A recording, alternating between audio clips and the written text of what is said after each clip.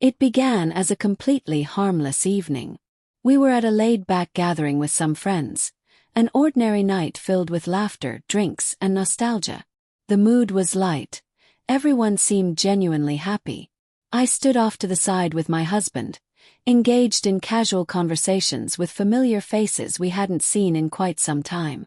As the drinks flowed, the conversation shifted, as it often does, toward more personal topics: relationships, loyalty, and the idea of staying faithful.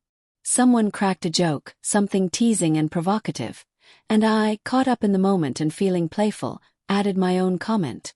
"I'm sure I could cheat and he'd never find out," I said with a smirk, glancing toward my husband. "I'm way too clever to get caught." It was meant to be nothing more than a bold, cheeky joke, something outrageous tossed out for a few laughs. And laugh they did. Everyone burst out laughing, including my husband. But there was something about his laugh that didn't feel right. It didn't carry his usual warmth. It felt stiff, almost unnatural, like he was forcing it. I ignored the strange feeling at first, assuming he was just playing along. But as the evening wore on, his demeanor shifted. He grew quiet, disengaged. He wasn't laughing with our friends anymore, not chiming in the way he usually did. Something had definitely changed.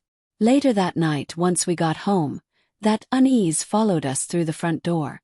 We went through the motions of our nighttime routine, but the air between us felt heavy. And when I asked if something was bothering him, he shrugged it off with a tired, "just exhausted." But I could hear it in his tone, see it in his expression. Something deeper was eating at him. The next morning offered no relief. He moved through the house like a shadow, quiet, polite, but completely detached. When I tried making casual conversation, he gave brief, empty responses.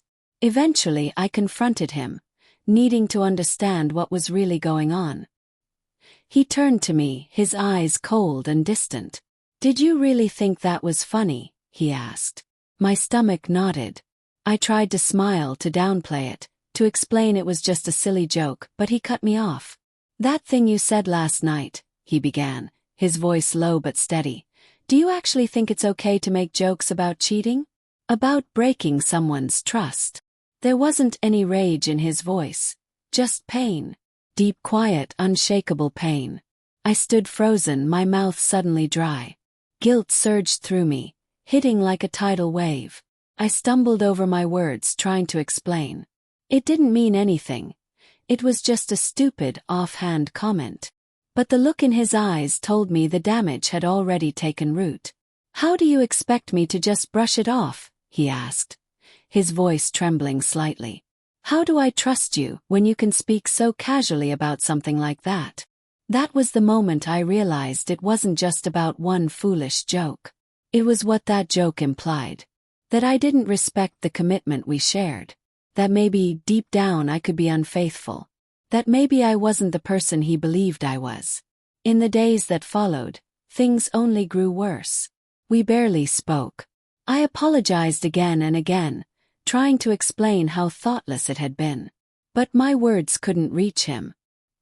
He kept his distance, repeating the same haunting phrase. "I don't know if I can trust you anymore." Then, one night, he finally said the words I had dreaded most. "I don't think I can get past this. I don't know if we can fix what's been broken. Maybe we need to start thinking about what comes next." He didn't say the word divorce, but it lingered in the silence between us like a storm cloud. Heavy, final. We began living like strangers, sharing a roof but not a life. The love, the closeness, it had vanished. Every glance he gave me felt hollow, like he was replaying that moment in his head over and over. That careless sentence, echoing between us like a ghost. And I had no idea how to fix it. How do you rebuild trust when the very core of it has been cracked? I used to believe we could get through anything together. But now I wasn't so sure. Not when he couldn't even look at me the same way. Not when the laughter we once shared had turned into an unbearable silence. So I waited. Hope. I prayed that maybe, just maybe, we could find a way back to each other. But with each passing day, that hope grew dimmer. All because of one stupid joke. One careless, thoughtless moment that may have shattered the life we built. And now I keep wondering, was that really all it took to unravel everything? Or was it simply the final break in something that was already beginning to fall apart?